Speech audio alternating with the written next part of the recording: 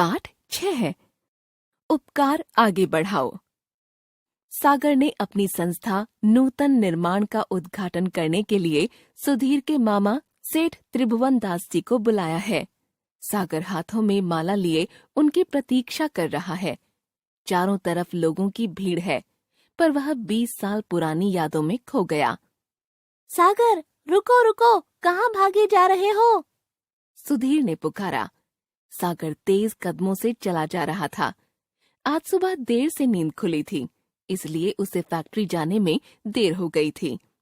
उसने सुधीर के बस्ते की तरफ देखा और फिर अपने हाथ में पकड़े हुए खाने के डिब्बे की तरफ। सुधीर की ओर देखते देखते उसे अपना स्कूल, अपने दोस्त, खेल का मैदान आदि एक एक करके याद आने लगे।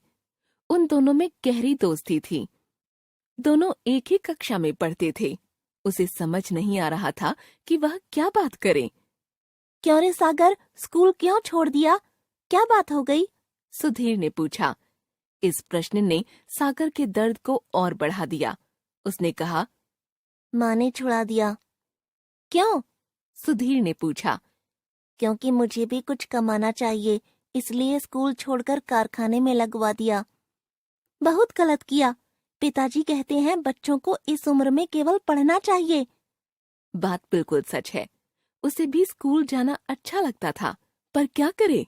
दोनों बच्चे चलते चलते एक चौराहे पर पहुंच गए थे। यहाँ से एक रास्ता स्कूल की ओर जाता था और दूसरा फैक्ट्री की तरफ। दोनों बच्चों ने अपनी अपनी राह ली। कई दिन बीत गए। एक दिन सुधीर ने आवाज लगाई, सागर आओ। मैं, अशोक, रमन, संदीप सब क्रिकेट खेल रहे हैं। बहुत दिन हो गए तुम्हारे चौके छक्के देखे। सागर सुधीर के आग्रह को टाल नहीं सका था और सब कुछ भूलकर बोला, हाँ हाँ, मुझे एक बार खेलने दो तो दिखाऊंगा।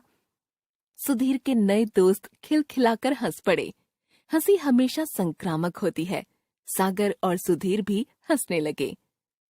चलो जरा देखें कितना दम है, सबके लीडर रमन ने कहा। चुनौती मिलते ही सागर की बाहें फड़कने लगीं। जब दूसरा कोई कहे तुम यह काम नहीं कर सकते, तो अपने अंदर दोगुनी हिम्मत आ जाती है। बस फिर क्या था, सागर ने बैट से गेंद को ऐसा मारा कि लड़के वाह चौका, ये छक्का कहते कहते कूदते रहे। दौड़कर रन लेने का तो मौका ही नहीं मिला। सागर का उत्साह एक विजय की तरह सातवें आसमान पर था। पर तभी गाड़ी की आवाज आई। दरवाजा खुला तो वह जैसे आसमान से सीधा जमीन पर आ गिरा। सामने उसके कारखाने के मालिक खड़े थे। कारखाने की याद आते ही वह डर से कांप उठा। सागर तो एकदम सुन्न सा तथा पत्थर की तरह जड़ हो गया। उसे लगा अब मालिक उसे नौकरी से निकाल देंगे। आंखों के आगे अंधेरा छाने लगा। एक पल में उसे बीमार बापू और लाचार माँ याद आ गई। वह रोता रोता मालिक के पैरों में गिर गया। मालिक, आज के बाद गलती नहीं होगी। पुराने दोस्त मिल गए थे, इसलिए खेल का लालच नहीं छोड़ पाया। आज के बाद। और सागर सिसकियां भरने लगा। सागर, ये मेरे मामा हैं। इन्होंने ही मुझे तुम्हें रोकने को कहा था। ये तुम्हारा खेल देखना चाहते थे। झकझोरते हुए सुधीर ने कहा। और तब किस्मत ने पलटी खाई। उसकी शिक्षा दीक्षा का भार मामा जी ने ऐसा उठाया कि उसे सफल व्यक्ति बना दिया। उसके कानों में मामा जी के शब्द आज भी गूंज रहे थे।